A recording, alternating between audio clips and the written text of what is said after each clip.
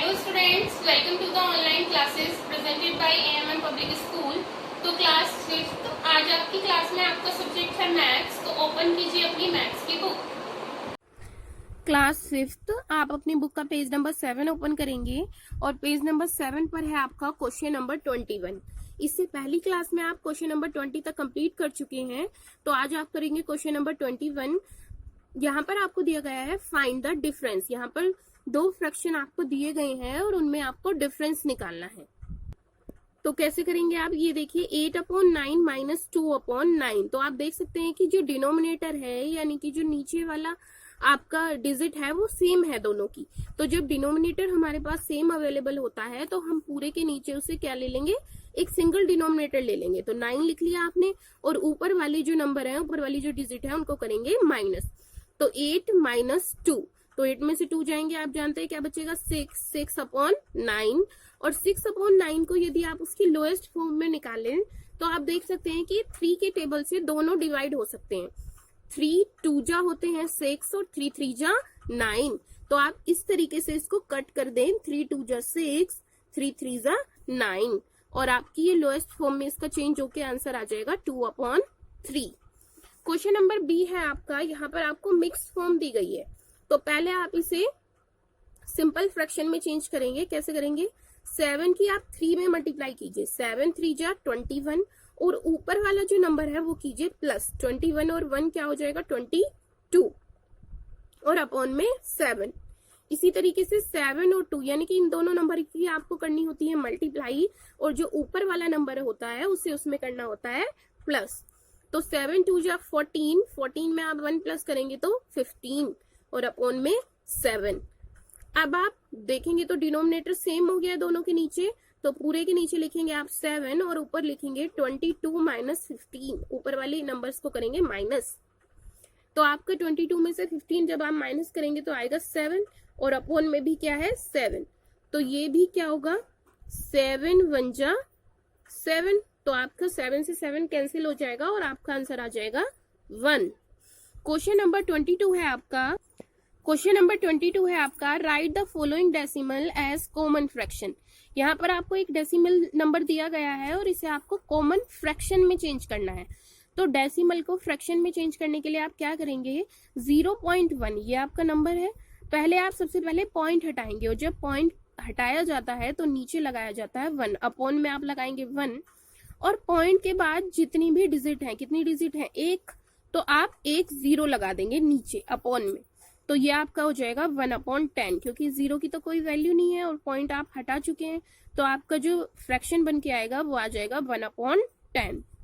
इसी तरीके से आप इसे ये नेक्स्ट क्वेश्चन देखिए। क्वेश्चन नंबर बी में है आपका 0.03। तो 0.03 में सबसे पहले आप क्या करेंगे, पॉइंट हटाएंगे और पॉइंट हटाकर अपॉन में लगाएंगे 1 और पॉइंट के आगे कितनी डिजिट्स हैं आपकी 1 2 डिजिट्स हैं। तो पॉइंट के आगे आप पॉइंट हटाया और 1 लगाया और 1 के आगे आप 2 zeros लगा देंगे, 2 डिजिट की 2 zeros। तो अब जो ये शुरू में zeros आ रही है इनका तो कोई वैल्यू है नहीं, 0 आप कोई वैल्यू नहीं है, पॉइंट आप हटा चुके हैं। तो आपका ये जो फ्रैक्शन है ये क्या आ जाएगा 3/100। क्वेश्चन नंबर सी है आपका 1.01। तो 1.01 आप लिखेंगे और पॉइंट्स हटाएंगे तो अपॉन में लगाएंगे 1 और पॉइंट के आगे कितने डिजिट्स हैं आपकी 2 डिजिट्स हैं। तो आप लगा देंगे 2 zeros। अब इस पूरे नंबर में पॉइंट तो बीच में से हट चुका है तो आपका जो फ्रैक्शन बनेगा वो क्या बनेगा 101। आप इस 1 को नेगलेक्ट नहीं कर सकते हैं, आप इसको लेंगे जरूर क्योंकि पॉइंट हटाए केवल। तो 101/100। इसी तरीके से आप क्वेश्चन नंबर डी ट्राई करेंगे और उसका आंसर मैच करेंगे। क्वेश्चन नंबर 23 है आपका, a bundle contains 162 5 rupees notes. किसी बंडल में 5 रुपीज के नोट्स हैं, कितने 162। तो how much money is there in the bundles. तो उस बंडल में टोटल कितना मनी होगा। तो आप जानते हैं 5 रुपीज के नोट्स हमारे पास अवेलेबल है 162। तो आपको उनकी वैल्यू निकालनी है कि वो मनी में कितने होंगे। लैंग्वेज, तो यहाँ पर आप लैंग्वेज लिखेंगे नंबर ऑफ 5 रुपीज नोट्स। हमारे पास कितने 5 रुपीज के नोट्स हैं 162। तो जो मनी है वो कितना हो जाएगा 162 की आप मल्टीप्लाई कर देंगे रुपीज 5 से। क्योंकि 162 रुपीज अवेलेबल है, 162 नोट्स अवेलेबल है कितने रुपीज के, 5 रुपीज के।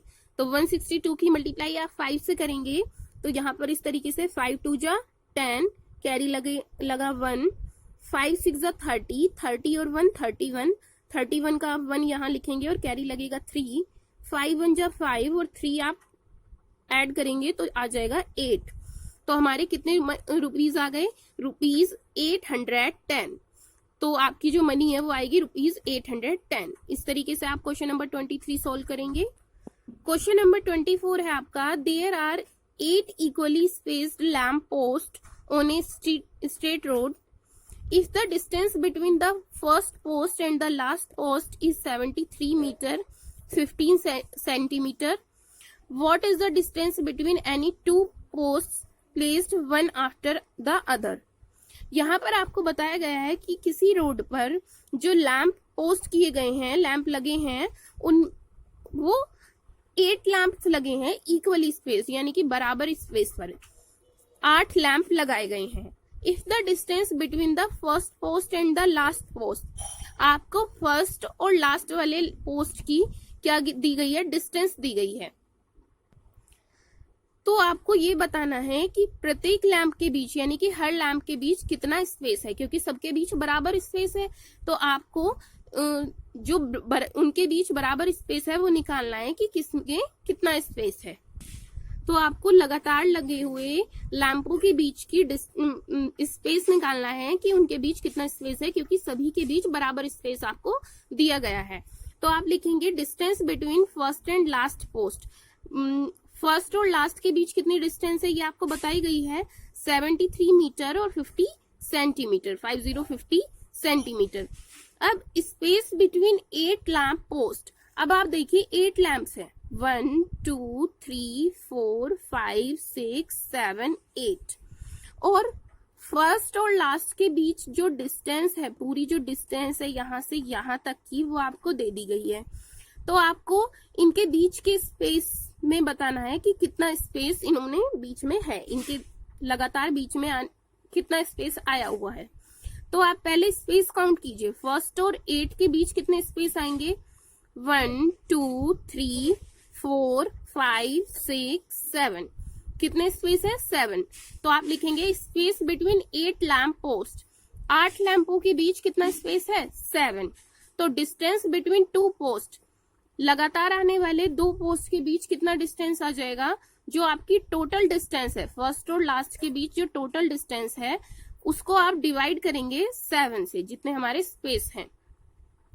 तो 73 मीटर 50 सेंटीमीटर को आप कैसे लिखेंगे, 73.50 मीटर, पॉइंट लगा के पीछे 50 मीटर, और डिवाइड करेंगे 7 से। तो इस तरीके से पॉइंट में आप डिवाइड करेंगे तो कैसे करेंगे, 7 1 जा 7, यहाँ से आपने 3 नीचे लिखा, लेकिन 3 में तो 7 चल नहीं सकता है, आपको नेक्स्ट नंबर भी उतारना पड़ेगा।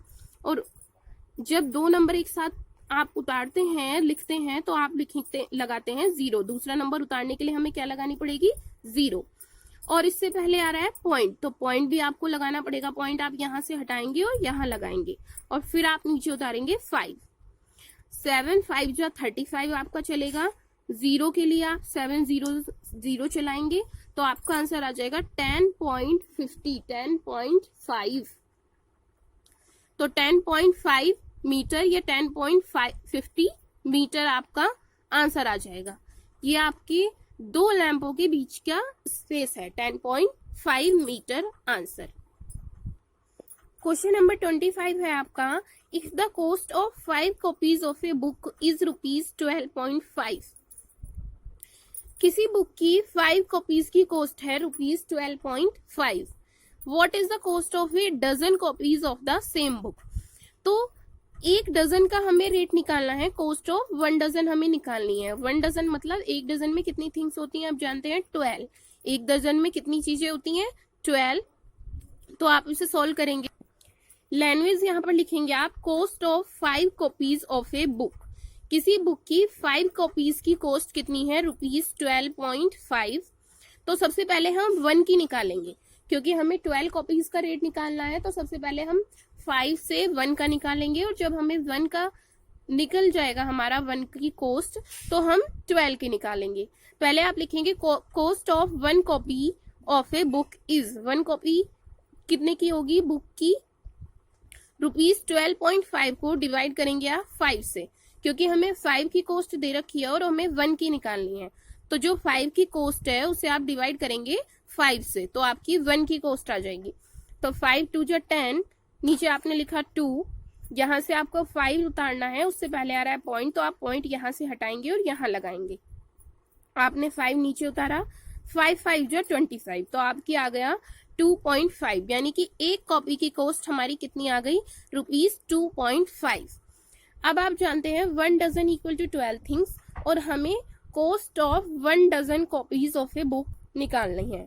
तो cost of 1 dozen copies of a book equal to क्या होगा, जो 1 की कॉस्ट है उसे हम मल्टीप्लाई कर देंगे 12 से। 1 की कॉस्ट आपको पता है और आपको 12 की निकालनी है, तो आप जब आपको एक चीज का कॉस्ट देकर ज्यादा का निकालना होता है तो आप क्या करते हैं, मल्टीप्लाई। तो ₹2.5 की आप मल्टीप्लाई करेंगे 12 से। तो इस तरीके से आप मल्टीप्लाई करेंगे 2.5 की 12 से, तो 2 5 जा 10, कैरी लगा 1, 2 2 जा 4 और 1 5, 1 1 जा 1 5 जा 5 और 1 2 जा 2, 0 5 5 कितने हो जाएंगे 10, प्लस करेंगे आप 0 और कैरी लगा 1, तो ये आपका हो जाएगा 2 और 1 3। अब आप पीछे से देखिए पॉइंट कितने डिजिट के बाद आ रहा है, तो पीछे से पॉइंट 1 डिजिट के बाद आ रहा है, तो आप अपने आंसर में भी पीछे से 1 डिजिट के बाद लगा देंगे पॉइंट। तो आपका ये आ गया 30, यानी कि 30.0, 0 की तो कोई वैल्यू नहीं है, तो आपका आंसर आ गया 30। तो ₹30। 1 dozen copies of a book कितनी होंगी, कितने की होंगी, कॉस्ट क्या होगी उनकी, ₹30। इस तरीके से आप इस क्वेश्चन को सॉल्व करेंगे। तो स्टूडेंट्स आज की क्लास में आपने 25 क्वेश्चन नंबर 25 तक आपने कंप्लीट किया है। नेक्स्ट क्लास में हम आगे के क्वेश्चन सॉल्व करेंगे और इस एक्सरसाइज को कंप्लीट करेंगे। आज आपको 21 से 25 तक सारे क्वेश्चंस अपनी नोटबुक में नोट करने हैं और इन्हें अच्छे से समझना है।